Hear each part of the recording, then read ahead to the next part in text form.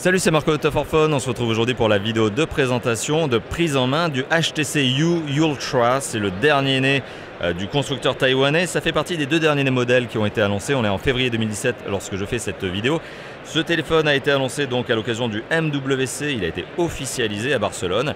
C'est un téléphone qui sera commercialisé en Europe dans une version qui sera la version 64 Go de ROM et 4 Go de RAM, sachant qu'il existera aussi en version 128 Go de ROM, 4 Go de RAM, mais on ne la verra pas, cette version probablement pas en Europe. La version européenne coûtera aux alentours de 750 €. Donc on est clairement sur un mobile ultra haut de gamme, comme je vais pouvoir vous le détailler d'ici quelques instants. Premier sentiment, premier contact très positif au niveau du téléphone, c'est sûr, on sent bien qu'on est sur un téléphone ultra haut de gamme. Après le prix, ça vous l'avez compris, ne permet pas à ce téléphone d'être à la portée de tout le monde. Alors, que peut-on dire de ce téléphone? Alors premièrement, au niveau du design, on retrouve ce nouveau style HTC qui fait que le dos en fait n'est pas en métal, il est en verre. Alors là, du coup, sur cette couleur noire, j'aurais du mal à vous le montrer, mais on se retrouve avec un écran, vous voyez, un dos en verre qui est en Corning Gorilla 5, qui est arrondi, donc arrondi vous le voyez sur le côté, sur le bord là, mais il est aussi arrondi sur le côté. Donc en fait il y a un effet 3D au niveau de la vitre, ce qui est vrai en termes de complexité de fabrication, c'est clair que c'est difficile.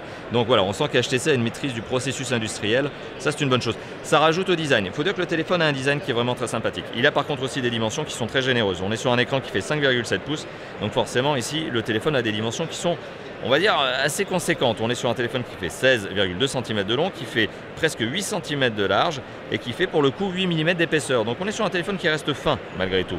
Le poids 170 grammes. Bon, il est un peu plus lourd que le Uplay que je vous ai montré dans une autre vidéo, mais voilà, ça reste tout à fait logique. Alors en termes de fonctions, en termes d'éléments supplémentaires qui sont ajoutés dans ce téléphone, qu'est-ce que l'on a? On a le HTC Sense Companion, HTC Sense, qui est revu ici dans une nouvelle version, qui est une version optimisée, qui est en fait une sorte d'intelligence artificielle qui va vous suggérer des choses, qui va suggérer par exemple de faire attention lorsque vous sortez et qu'il pleut, de ne pas oublier votre parapluie. Ça c'est un des exemples très classiques. Mais voilà, il y a plein d'autres fonctionnalités au sein même de ce HTC Sense Companion. Autre particularité de ce téléphone, on a un double écran. Alors on aura du mal à le voir ici aussi, mais ce qu'il faut savoir c'est qu'en fait sur la barre supérieure ici vous avez, alors pas ce que je suis en train de faire, hein, ça c'est l'écran principal de 5,7 pouces. Mais juste au-dessus, en fait on a un deuxième écran qui est indépendant, que vous pouvez très bien utiliser uniquement lorsque le téléphone est éteint, vous pouvez très bien avoir uniquement vos notifications ici. Et cette deuxième barre d'écran, en fait, où vous voyez Enjoy, là justement, Enjoy MWC, avec mon très bon accent, et bien cette deuxième barre fait 2 pouces en gros. Et elle permet d'avoir des notifications complémentaires. Bon, ça c'est une chose supplémentaire. Donc une barre en haut qui est en fait un écran de 2 pouces, et ici un écran de 5,7 pouces. Qu'est-ce qu'on peut se dire d'autre? Alors l'écran ici c'est un écran Quad HD, donc c'est un écran 2K, c'est pas un écran Full HD, donc c'est encore au-dessus. On a de la Corning Gorilla, ça je vous l'ai spécifié, sachant que ça, la Corning Gorilla c'est sur la version 64 Go, la version européenne. La version probablement asiatique du coup a donc 128 Go de mémoire de stockage, mais elle a une vitre qui est une vitre saphir, donc qui est encore plus résistante en théorie. On a Android 7.0 sur ce téléphone, ça semble assez logique, avec la surcouche HTC, là aussi ça semble tout à fait logique. On est sur un processeur qui est un Qualcomm Snapdragon 820, donc on est sur du haut de gamme en termes de processeur. Un processeur qui est un 4 cœurs cadencé à 2,15 GHz. À côté de ça, on a un capteur photo qui est un 12 mégapixels à l'arrière, avec capteur photo frontal 16 mégapixels. C'est un selfie phone avec le mode ultra pixel pour justement bien capter le peu de lumière quand vous êtes dans des situations justement où ça manque de lumière. Voilà, vous avez ce mode ultra pixel. En termes de mémoire, donc je vous l'ai dit, la version européenne c'est 4 Go de RAM, 64 Go de ROM. Vous pouvez ajouter une micro SD dans ce téléphone. Et oui. Et alors la limite de la micro SD, en fait il n'y en a pas vraiment puisque c'est jusqu'à 2 Tera. Mais aujourd'hui des cartes micro SD 2 Tera, en grand public ça n'existe pas. On sait plutôt qu'en grand public on est dans les 200 ou 256 Go maximum. Alors qu'est-ce que l'on a d'autre dans ce téléphone? On a le HTC U-Sonic. U-Sonic c'est un mode qui permet de régler les écouteurs, le son en fonction de vos oreilles, en fonction des écouteurs que vous portez, en fonction du casque. Donc en fait ça va adapter le son, ça va faire une sorte de pré-équaliseur réglé à vos oreilles avec le matériel que vous utilisez pour bien adapter le son justement pour vous. Et ce réglage-là ne sera pas le même que vous auriez pu avoir pour quelqu'un d'autre qui utiliserait malgré tout le même téléphone et les mêmes écouteurs.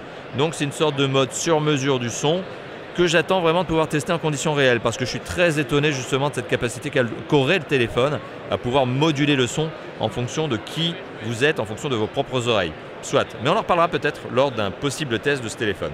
Qu'est-ce qu'on peut se dire de plus? Eh bien, ce téléphone est bien évidemment 4G, on s'en doute, et il est capable de prendre du son en 3D, donc c'est-à-dire qu'il a 4 entrées micro différentes, donc il est capable de simuler, et c'est même pas simuler, il est capable de prendre du son 3D, donc voilà, on est vraiment dans ce son Dolby, Surround, Stéréo et autres. Voilà, il est capable de faire des vidéos avec ce son 3D. Autre paramètre, le téléphone est doté d'une batterie de 3000 mAh, mais vous vous en doutez, la batterie n'est pas extractible. Est-ce que c'est grave? À vous de me le mettre dans les commentaires, mais justement, voilà, batterie non extractible de 3000 mAh dans ce téléphone, ça me semble un minimum. En dessous de 3000 mAh, c'est vrai que j'aurais été très critique. 3000 pour un téléphone de cette catégorie-là, avec cette taille d'écran et probablement cette gourmandise énergétique en raison de cet écran Quad HD, ça me semble, on va dire, un assez classique, un assez minimum normal. Vous voyez, on n'est pas dans l'euphorie, on aurait aimé avoir une batterie plus grosse. D'un autre côté, si la batterie avait été plus grosse, le téléphone aurait été plus épais. Voilà, on n'a jamais rien sans rien, c'est comme ça. Ah, dernier petit détail, ce téléphone, le U Ultra comme le U Play, a lui aussi, ici, un capteur d'empreinte digitale. Voilà, et les deux boutons sensitifs sont de part et d'autre du bouton physique. Ah, il n'est pas physique en fait, on ne peut pas l'enfoncer, mais c'est bien le bouton accueil qui est ici au milieu et qui sert aussi d'empreinte, de capteur d'empreinte digitale. Voilà. Merci d'avoir vu cette vidéo de prise en main, de présentation du HTC U Ultra. Je compte sur vous pour réagir bien évidemment dans les commentaires. Lâchez le pouce bleu si cette vidéo vous a fait plaisir. Et on se dit à très bientôt pour d'autres vidéos de présentation. Allez, à bientôt. Ciao, ciao.